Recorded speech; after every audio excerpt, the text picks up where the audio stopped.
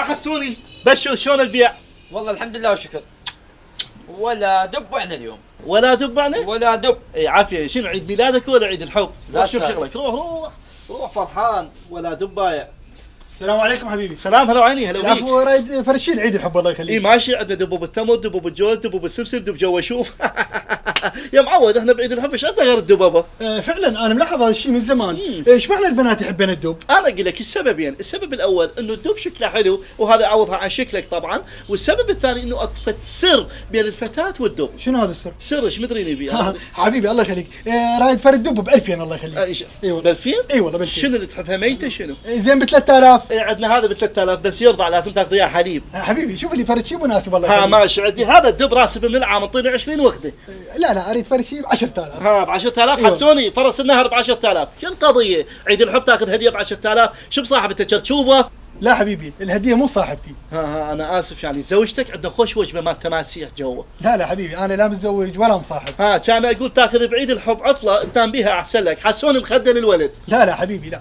انا بصراحه زحفت على بنيه يعني قصدي تعرفت على بنيه فقلت استغل مناسبه عيد الحب واعطيها هديه. اي والله يعني توك تريد الصراحه. اي والله. وب10000 هديتك.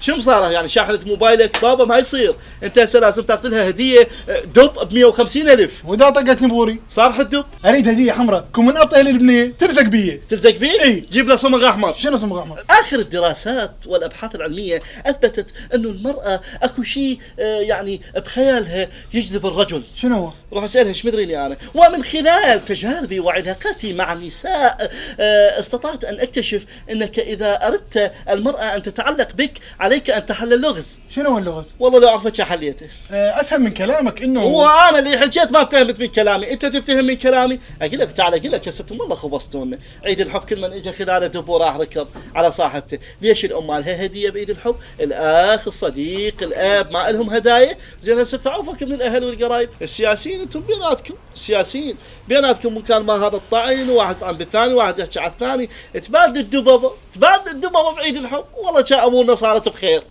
العفو. ممكن وردة حمراء؟ اي لازم جنابك حديقة.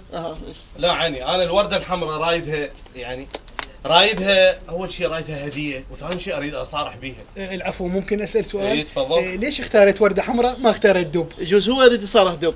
حبيبي الحب ما ينقاس بالدبابة. الله. ممكن كلمة حلوة تساوي 1000 دب.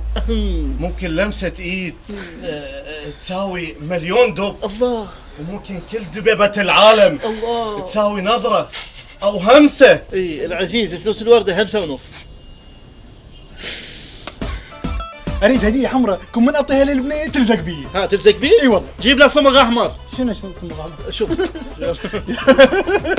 اعطينا كيو قوي اعطينا كيو قوي. ايه اريد هديه حمراء كون من شو الصرف؟